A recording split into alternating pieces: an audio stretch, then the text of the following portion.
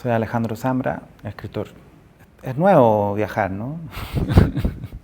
Parece una experiencia nueva y hay algo ahí celebratorio que es interesante, que se están retomando los diálogos y de a poco, creo que, que cuesta. En cada país es distinto, pero sí empieza a suceder un diálogo real, ¿no? Presencial,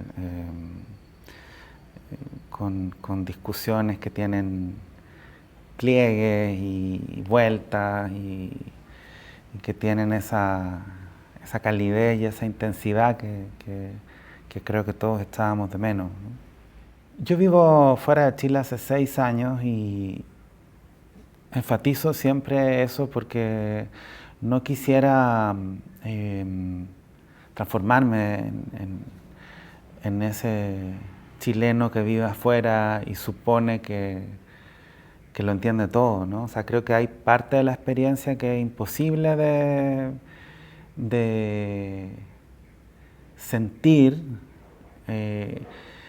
aunque muchísimas veces estás casi seguro de estar en tu país, ¿no? O sea, me interesa mucho esa situación, porque tengo una parte de mí está siempre en Chile y muy pendiente de lo que sucede, incluso según algunos amigos, demasiado pendiente de la actualidad y de lo que ha sucedido estos años, desde que me fui y en particular, por supuesto, desde la revuelta de octubre y la pandemia, que fue un momento particularmente angustioso, creo yo, en Chile. Por supuesto, esto sucedió en todo el mundo, pero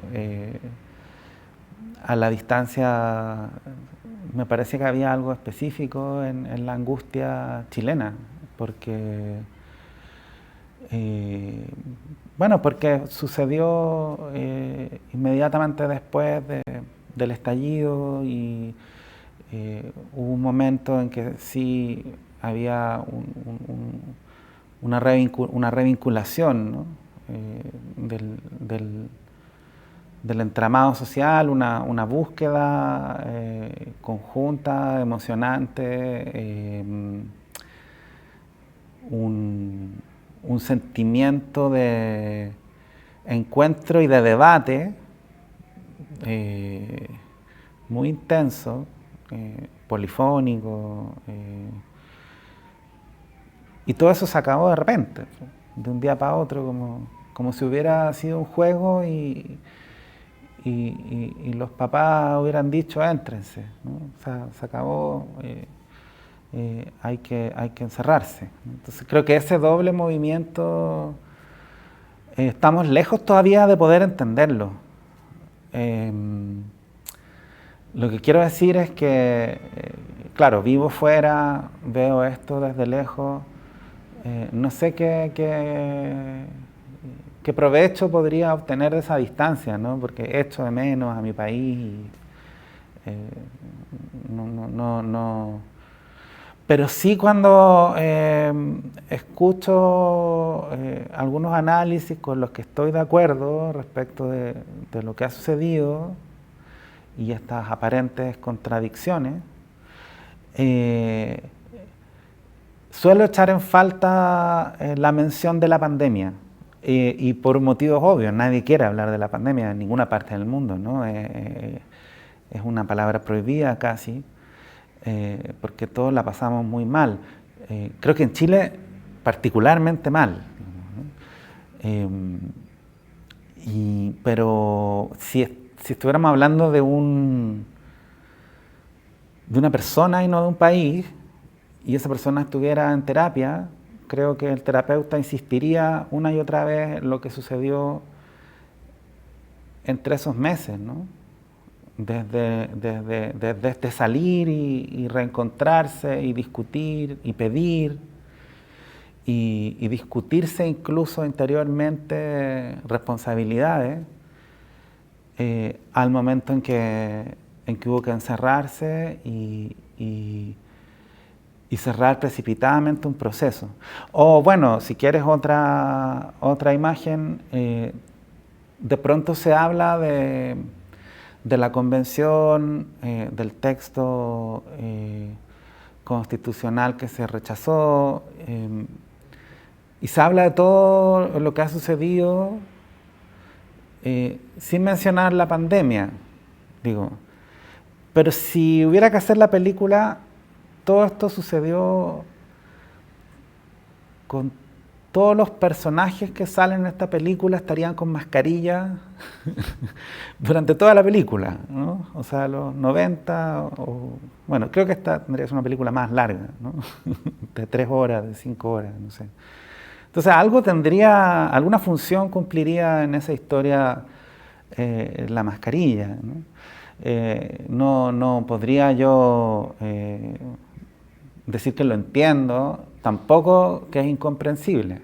Lo que quiero decir es que estamos lejos de entenderlo, lo que no significa que haya que evitar o que postergar la discusión. Al contrario, creo que es un momento en que estas aparentes contradicciones sí tiene sentido ponerlas sobre la mesa y en realidad lo que más quisiera es que, y ahí anoto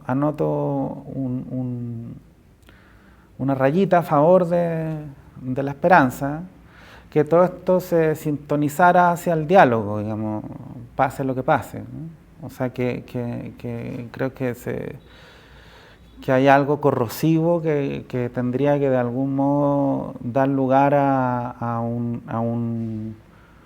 una cierta música, ¿no? A algo que se pudiera bailar y conversar.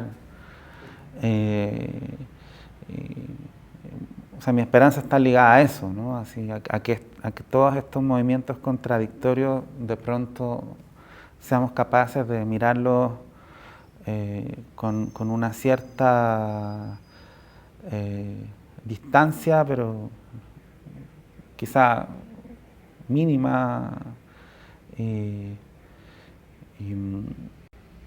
y entendamos algo que no hemos visto aún y que no es posible que veamos aún, ¿no? O sea, creo que hay acá demasiadas tensiones que están vinculadas a esos dos movimientos. Entonces, no obstante, entiendo muy bien por qué no se quiere hablar al respecto de la pandemia, por ejemplo, se la excluye del análisis. Bueno, aparece todo el tiempo, ¿no?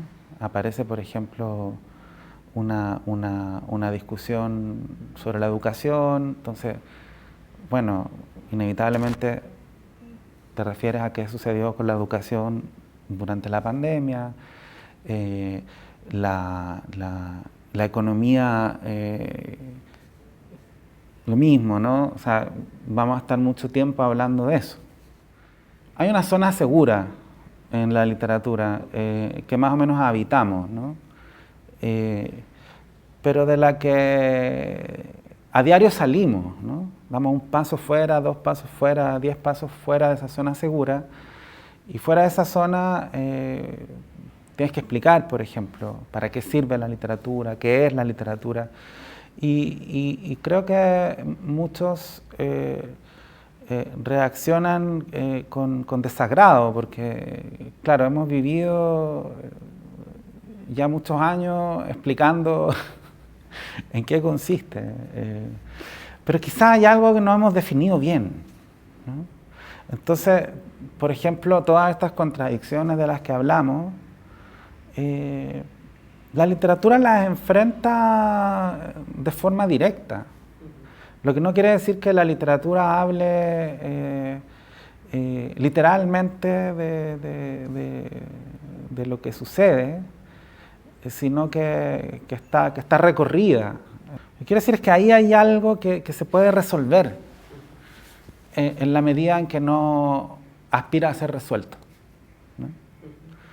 en la medida en que una novela permite un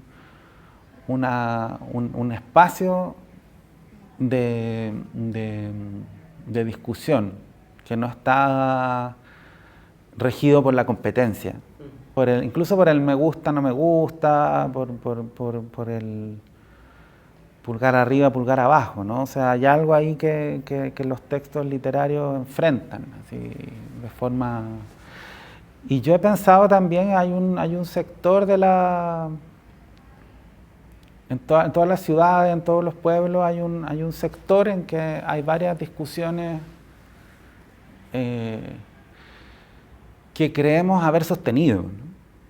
O sea, creemos que hemos hablado sobre algunas cosas y que esas cosas ya las hemos procesado y superado. Y luego vienen las elecciones y nos damos cuenta de que no. Y que hemos sido muy optimistas respecto de la importancia de nuestros propios procesos de pensamiento y de nuestras comunidades. Pero bueno, sale Bolsonaro, sale Trump, qué sé yo, sale la extrema derecha y más allá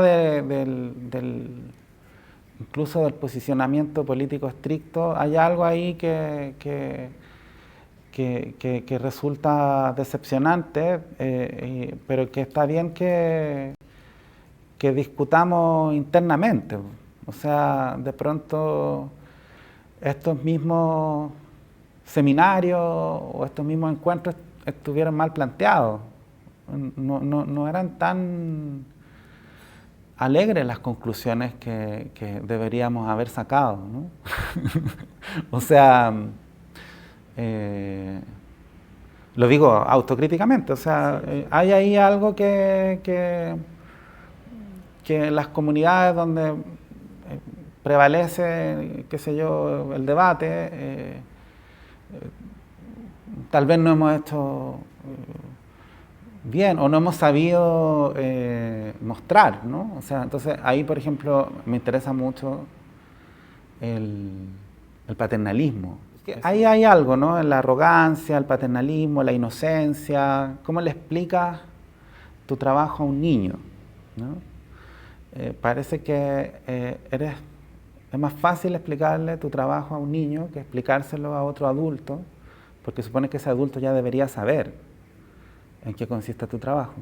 Pero ahí hay una falla de la comunicación humana, porque en principio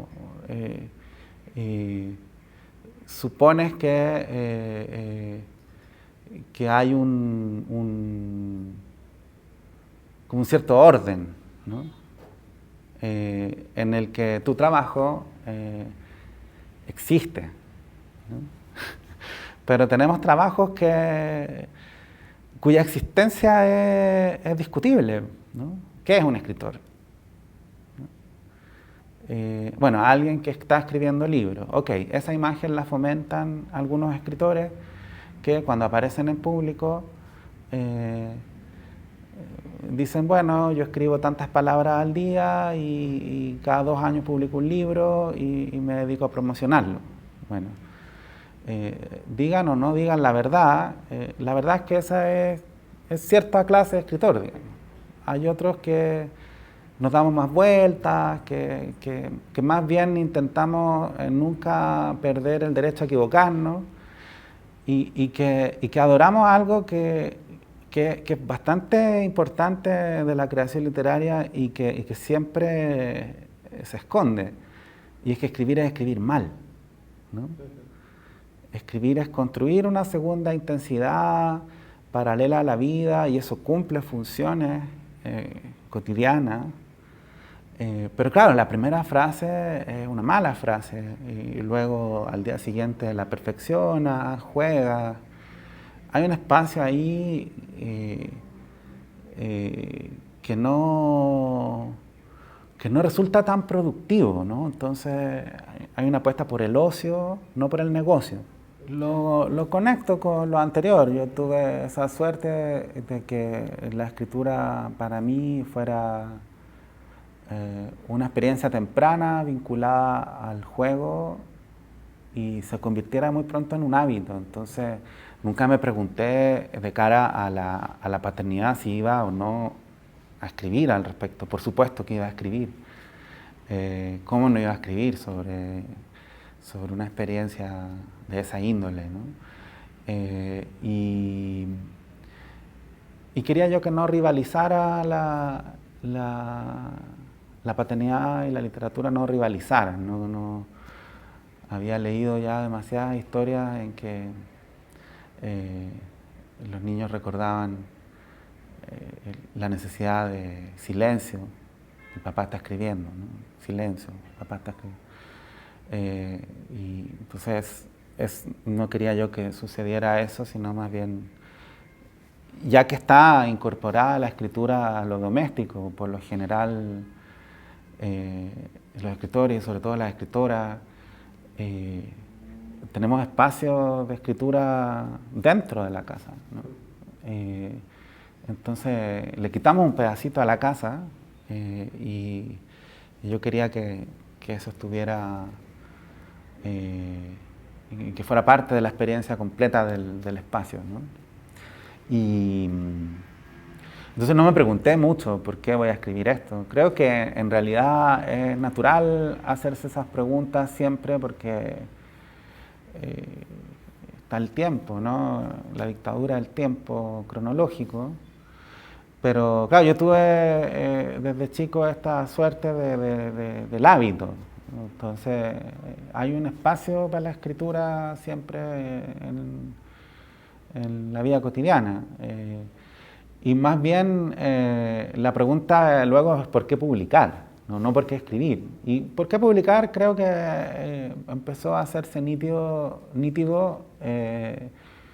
este libro hablando con otros amigos que habían sido padres o dos amigos en particular que fueron padres al mismo tiempo que yo. Y aparecía también una discusión sobre lo masculino y era muy, muy divertida esas conversaciones, ¿no? Entonces por ahí se fue apareciendo también este fenómeno que yo creo que le sucede a todas las madres y a los padres, y es que la infancia se reconfigura. Por ahí fue surgiendo al final como que el libro se escribe solo, ¿no? Pero en este caso fue muy importante la mirada de un amigo editor y de Silvia C.C., la mirada, voy a decirlo de nuevo porque lo dije muy mal. O sea, creo que el libro de algún modo se fue escribiendo solo y fue muy importante la mirada en particular de un amigo, editor, de un editor amigo, de un amigo que además es editor, Andrés Braithwaite, y de la editora Silvia C.C., porque yo escribí mucho más, ¿no? Entonces creo que era necesario que alguien encontrara un libro ahí, ¿no? Se nutrió de muchas lecturas de amigas y se fue armando un espacio ahí. Sí, creo que es poco y seguramente hay explicaciones naturales y medio obvias, ¿no? O sea, por ejemplo, el desprecio por lo doméstico, tanto de los autores como de sus posibles receptores, ¿no? O sea, supongo que se escribió más de lo que se publicó, ¿no? Pero también es interesante la dificultad inherente a esa clase de escritura. O sea, no es una escritura sencilla porque lidias con los sentimientos. Entonces, bueno, es quizá una imagen muy tradicional, pero esta ausencia no es tal en la poesía. La poesía sí se hizo cargo de la paternidad y de la maternidad muchísimo más que la prosa, ¿no? Entonces, ahí no puedo sino mencionar Monólogo del padre con su hijo de meses, que es un poema de los años 60 de Enrique Lin, un poema hermoso y a la vez muy complejo, con un aire trágico y a la vez muchísima ternura. Y en que un padre, tal como el título anuncia, le habla a su guagua, como decimos en Chile, a su bebé, y le habla de la vida, ¿no? Sin idealizar, ¿no? Es una mirada bastante dura de lo que se viene, ¿no? O sea, ahí hay un modelo, creo que ese poema lo tenemos los lectores de poesía chilena en la cabeza, y también es un poema que creo que ha llegado, ha cruzado el cerco de los lectores de poesía exclusivamente. Entonces, me parece que sí es más infrecuente en la prosa, pero igual buscando uno encuentra.